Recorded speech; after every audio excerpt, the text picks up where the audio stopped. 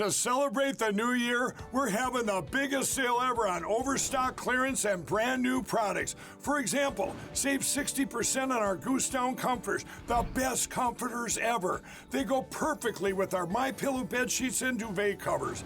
Save 25% on our brand new kitchen towels. They're made with the same technology as our famous My Towels. Our initial quantities are extremely low, so get them now before they go.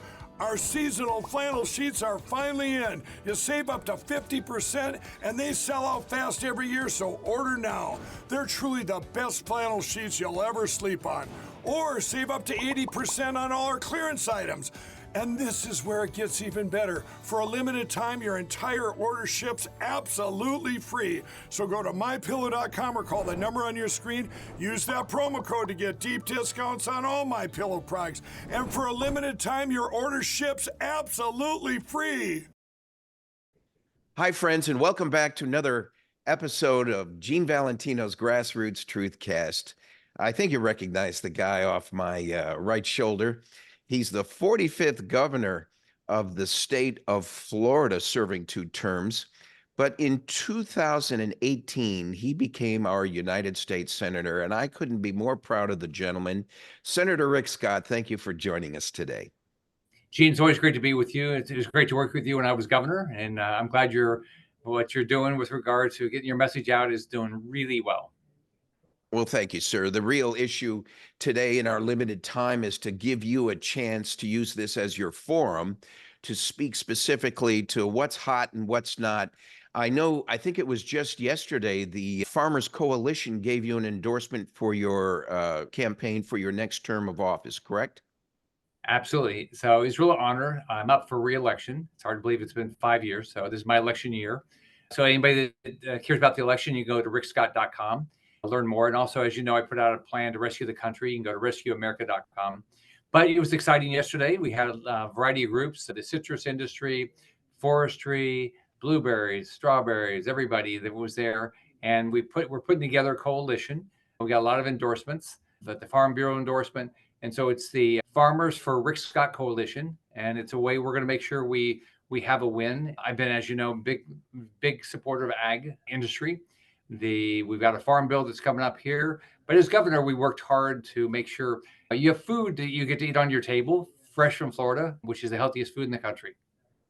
Yes, and I was just going to add to that. What is the direct impact to Florida in terms of the Farmers Coalition? I'll give you an example. Just take the strawberry industry. We're basically 100% of the strawberries in the country in the winter. We're 15% of all the strawberries, all year round. We've got almost 10 million acres in Florida that are under ag. Something's being produced, either cattle or they're growing something.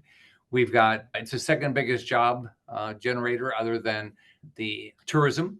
And when tourism's down, the ag industry becomes, even as a percentage, way more important to our state. So what we've got to do is we got to continue to help our farmers, ranchers, growers with a policy that makes their life easier, not more difficult.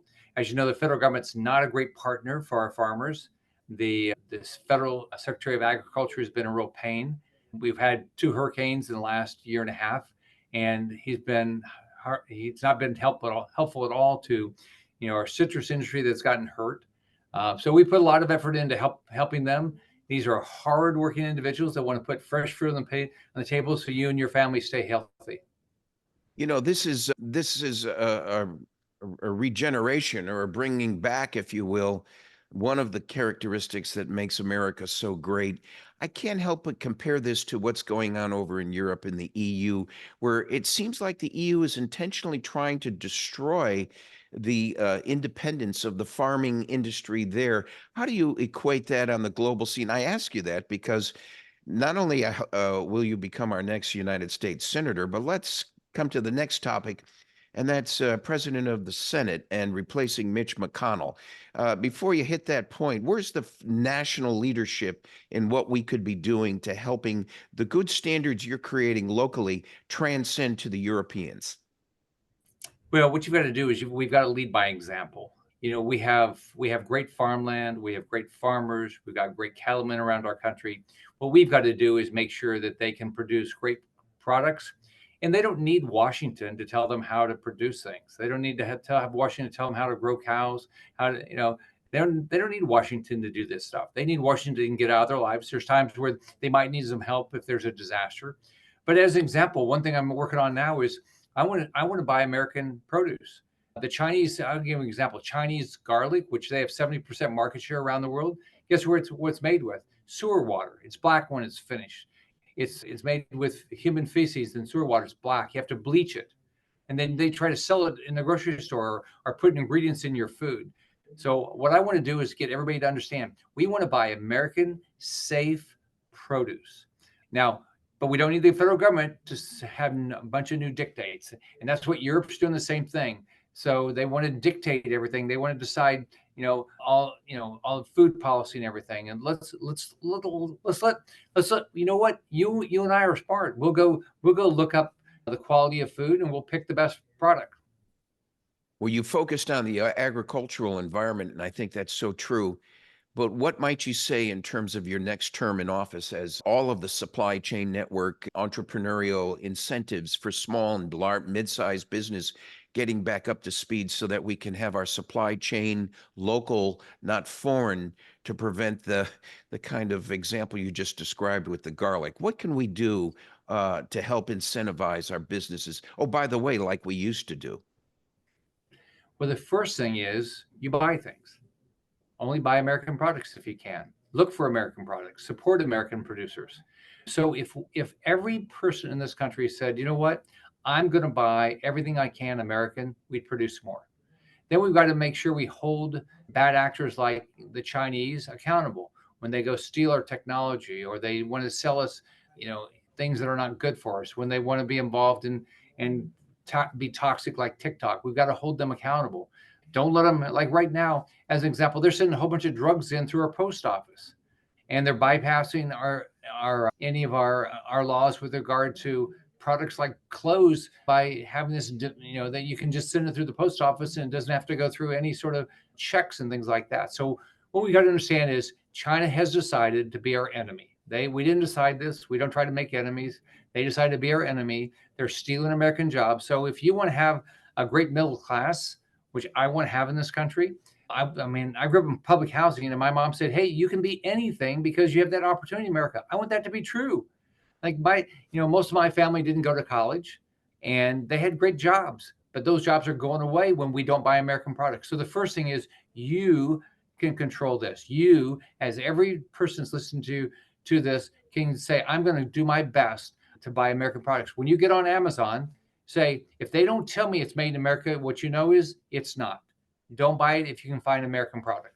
And what would you say if I said, let's start with the steel industry? Let's start with the oil drill, baby drill. What do you say to that? Well, we drill safer than any place in the world. That's right. We have we have safer oil production than any place in the world. So if we can do it safely, let's do it. Right?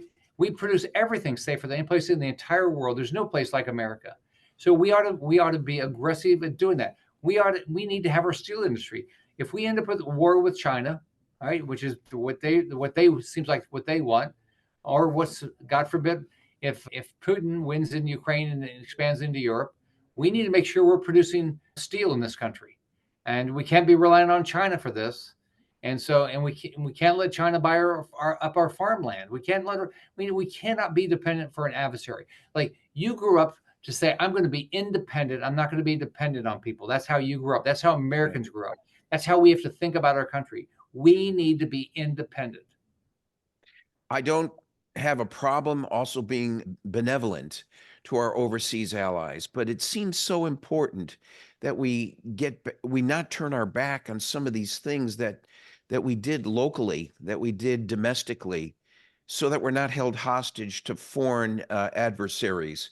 Your comment about the terrorists that go undocumented coming over the line, that sit maybe in your neighborhood and mine as sleeper cells, that threaten the future of America while we're being asked by the Senate.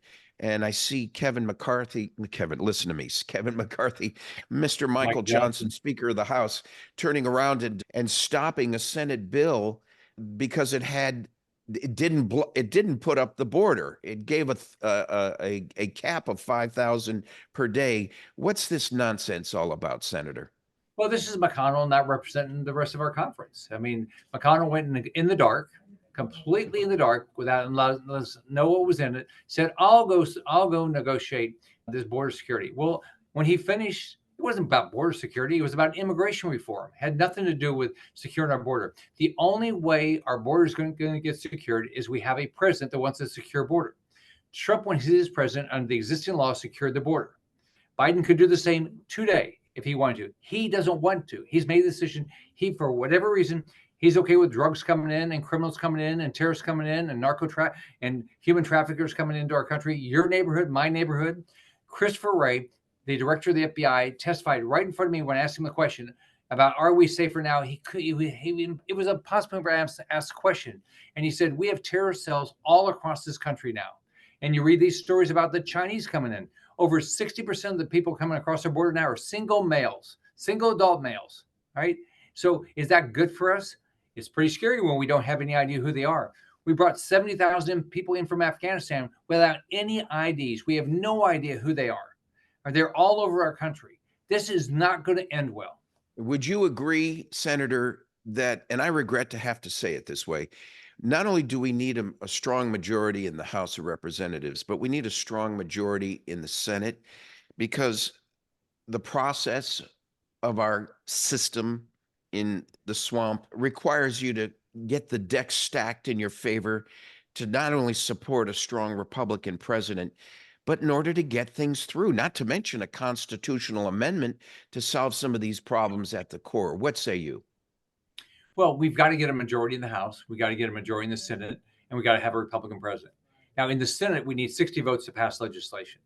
So what we got to do is it'd be great if we can get to 60 votes. But in the meantime, if we don't, we've got to use the power that we have, and we got to start acting in the best interest of Americans. So we have a great Republican Party across this country. We need to have a Republican Party in D.C. Mitch McConnell goes along with Chuck Schumer all the time, whether it's with spending bills or whether is this last supplemental, which did nothing to secure the border. Why are we spending money to secure the border in Ukraine, and we will not spend a dime or put any pressure to force Biden to secure our border? That makes no sense to me. My first responsibility is to keep every American safe. If we have a open border, it's a clear and present danger to every American. That's the most important thing we should be doing. Do I want Ukraine to win? Do I want Russia to lose? You better believe it. Yeah. But guess what I want? I want every Floridian to be safe. We're talking with Senator Rick Scott, running for re-election for his second 6-year term in the United States Senate. Couldn't think of a better representative for Florida. After all, $10 billion in tax cuts when he was governor, 1.7 million new jobs when he was governor. The least we can do, Senator, which is why I brought up the Republican House and President and Senate, is to stack the deck now to make it easier for you to take some of these good policies, which you succeeded at in Florida, and extending them throughout the nation. What say you? Well, that's exactly what we ought to do. We need lower taxes. We need less regulation. We need lower fees. We need your federal government to do what we did in Florida. Focus on what's important. What's important to a family? A job, a great education for their children, and safety. That's what they care about. So that's what we need to have up here. We need to focus on how you get a good economy. Well, you know how you get a good economy? Balance the budget. Don't waste money. Don't spend money so where you have to either borrow money or raise somebody's taxes. How's that fair? I mean, there's so much. I mean, just trillions of dollars that get wasted up here. I mean, it's staggering. And we're running. Last year, I think it was over $2 trillion deficit. $2 trillion deficit in 1 year. In the first, when Ronald Reagan got elected, right, we had less than $1 trillion worth of debt. Today, we're close to $35 trillion. And so at some point, it seems like at least a third of our federal budget is going to go to just paying the interest on the debt. How's that fair to anybody? I know the story gets complicated rather quickly, Senator, but it makes no sense to me that the Senate or the House would spend a second of time worrying about a bill that had some limits of 5,000 illegals being allowed to come through our border per day, when everyone hopefully doesn't forget that it was the same illegal migrants that Mr. Joseph Biden allowed to be free to roam into the nation overnight, reversing many of Donald Trump's rules. That plus a modest budget. It was a few $1 billion, I believe, to get the border finished up, stem to stern, end to end. And here we are with $120+ billion in Ukraine. And I'm scratching my head because that sits against the backdrop of the Biden crime family. You're wondering what part of that money is going back to Joe Biden and his family. Any comment? Well, yeah, they ought to be transparent with all their business relations. They ought to be telling us because look, if you have nothing to worry about, be transparent about it. But look at what's happening. We saw the little girl killed in Georgia recently from an illegal immigrant. We see 70,000 Americans die of fentanyl overdose. It's produced, the precursors are built in communist China. The cartel brings them here. So we have all this crime, especially in places like New York. So if what's happening in New York, if we don't stop it, it's going to happen in Florida. The only reason it's not happening is because we have great sheriffs, we have great police chiefs, but eventually they'll get overwhelmed. And so it'll impact your family or my family. And I'm going to fight like hell to make sure all of our families in Florida are safe. Well, they're not overwhelmed in Florida yet, thank the Lord, because we don't have sanctuary cities, nor are we a sanctuary state in Florida yet.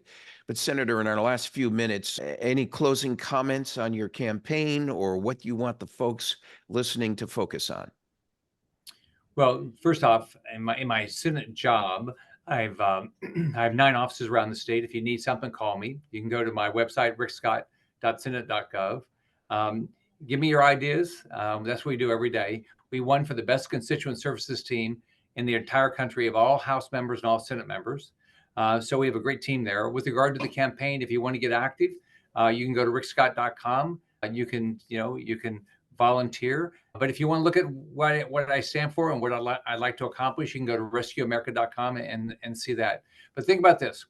If Ronald Reagan was alive today, he would say, "What in the hell have you done to my country? Crimes are rampant and people are not being prosecuted. Our borders wide open. We're a land war in Europe. We walked out of Afghanistan with our tails between our legs. I mean, we've got to turn this country around. We have, so I'm going to work hard to do all these things to make sure this is the place that your family, like my family growing up, said, hey, you have a mom that says you can be anything." And ladies and gentlemen, as a former county commissioner here in Escambia County, Florida, I can speak to what he's just spoken to as being absolutely true. He puts the people first, and he is now putting the nation first. Join us at rickscott.com. Thank you, Senator Rick Scott, for joining us today. And thank you, ladies and gentlemen, for another episode of Gene Valentino's Grassroots Truthcast. See you again soon.